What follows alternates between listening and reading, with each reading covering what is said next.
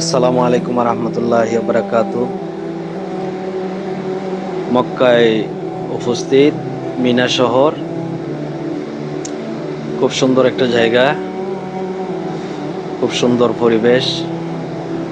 এই যে ঘরগুলা দেখা যাচ্ছে ছোট ছোট, এগুলা হচ্ছে তাঁবু। এখানে হাজিরা আসলে বড় জিলহজ সময়, হজের সময় ওখানে অবস্থান করতে হয়। 9 জিলহজ। মাশাল্লাহ, পরিবেশ অনেক সুন্দর। যদিও ঘরগুলা ছোট ছোট হয়, কিন্তু এর মধ্যে 100-150 মানুষ, 200-500 মানুষ করে এক একটা তাবুকের ভিতরে থাকা যায়।